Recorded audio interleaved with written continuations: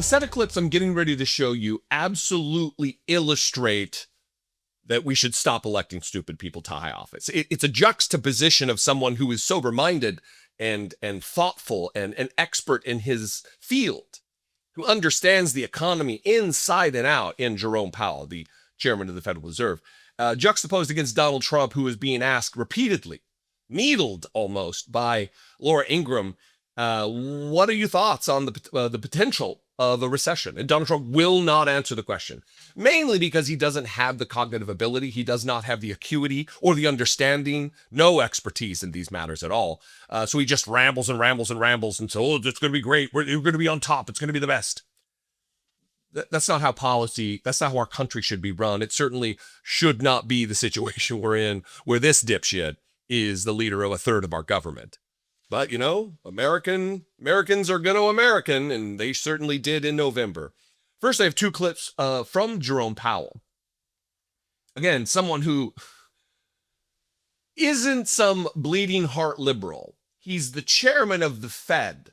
He is, just by nature of what he does, a pretty conservative fella. You know what I mean?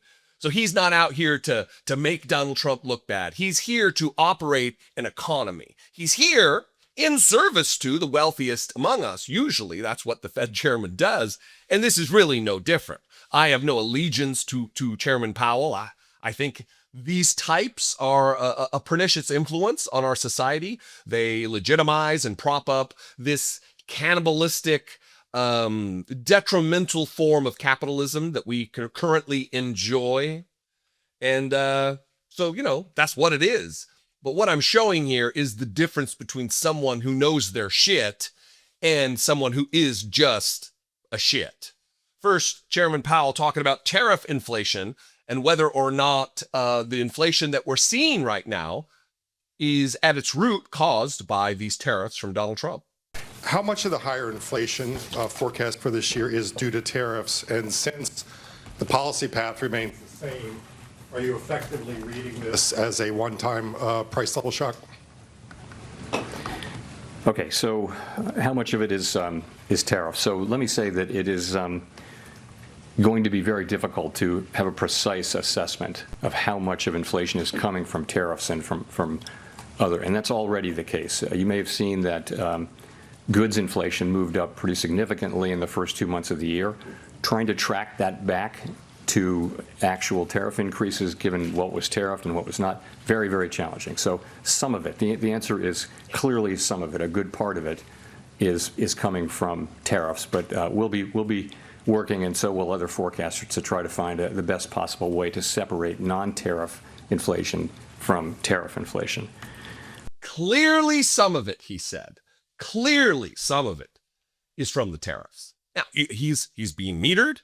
He's being sober-minded. He's giving a critical analysis here. He's not a bomb thrower. He's not just trying to throw Donald Trump under the bus. Yeah, clearly some of it. Not all of it. We don't know. There's a lot of metrics here. But clearly some of this inflation that we're seeing, these price raises, are driven by the tariffs, despite what dipshit Donald Trump would say. Here's another one on price stability, which is inherently about inflation. If your prices are stable, there isn't inflationary increases. Anyway, watch this one, and then we'll get to our brilliant president who tells us what he thinks. But first, this other clip from Jerome Powell. I think a world where people can make their daily economic decisions in businesses and they're not having to think about the possibility of significantly high inflation. We know inflation will bounce around. That is price stability. You know, I think we were getting closer and closer to that. I wouldn't say we were at that. The inflation was running around 2.5% for some time. I do think with the arrival of the tariff inflation, further progress may be delayed. The SEP doesn't really show further downward progress on inflation this year, and that's really due to the tariffs coming in. I do think that with the arrival of tariff inflation, further progress may be delayed. Further progress with the economy, further increases in the stability of our economy just generally. He announced yesterday that our GDP is projected to be half of what it was last year under Joe Biden, half of what it was the year before under Joe Biden. It's only higher than the very first year that Joe Biden was in office before he could get the Inflation Reduction Act through, before he could really get some economic policy going that would eliminate the rates of inflation that we saw leading out of COVID.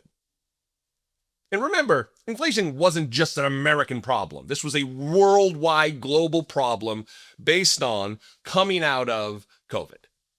And we got a handle on our inflation, in a lot of cases, far quicker than other countries did. Just the way we handle it, the vitality of our economy, the diversity of our economy, the different sectors. We were able to do that.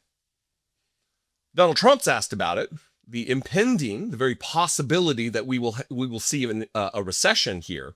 And instead of just like giving a cogent answer, he's just all over the map and goes into this entire psychic thing where he's prognosticates, if I hadn't been elected, we would have been finished. We would have been finished. Is that what you think, Donald Trump? Brilliant analysis. Watch this. The Fed saying they can't rule it out. It could actually happen.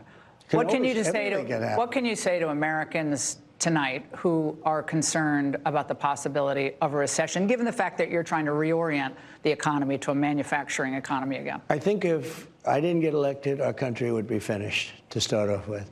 And I think now that I did get elected, I think we're going to have the strongest economy in the history of the world.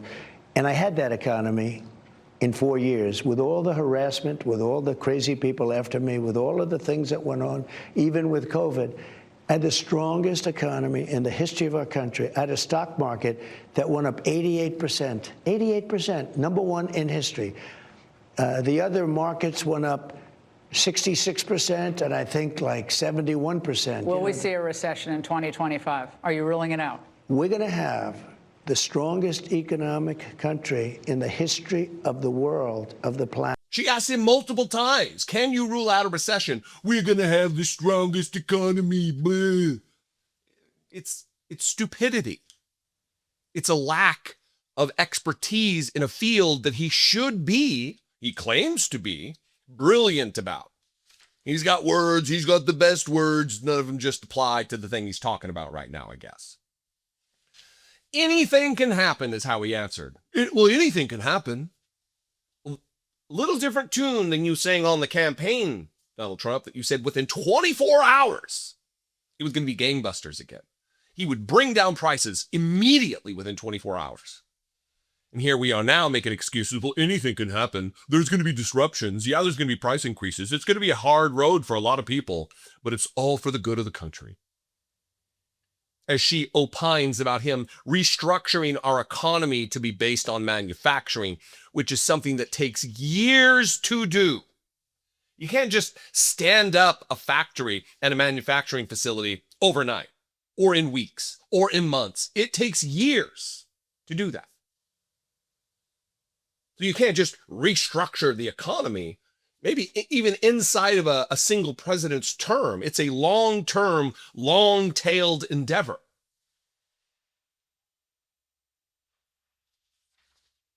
Donald Trump is not interested in that. What Donald Trump is interested in is giving himself and his cohort of oligarchs massive tax cuts, benefiting them at the expense of the rest of us, because our taxes aren't going to be cut. Their taxes are going to be cut. So the group that will bear the brunt of propping up and supporting the economy is us, both in taxes and in consumer activity. I'm no economist, but it seems pretty self-evident that that's what's taking place. I would love your opinion, your take on this. You can comment below. You can also call the voicemail line, 714-576-4054. And of course, as always, you can email me daily at dollemore.com. Please consider $1 if you haven't. Times are tough for a lot of people. So if you're not in a financial position, if you're on a retirement or fixed income, do not worry. Click subscribe, watch the videos, share the videos, like the videos, comment on the videos. Fantastic. That's support. But if you do have an extra $2 that you do not need, you can throw it my way and help support this work. I would appreciate it very much. And every little bit goes a long way. Maybe we'll marshal the size of this audience and 10%, 5% were to give $2 a month, man, we could hire staff. It could be a real deal. Anyway, $2 a month. Click the join button below and become a channel member. You can also go to patreon.com/IDoubtIt podcast. I'm on the social media at Dollemore. I'd love to see you there. And I will see you next time. Be genuine. Take care of one another.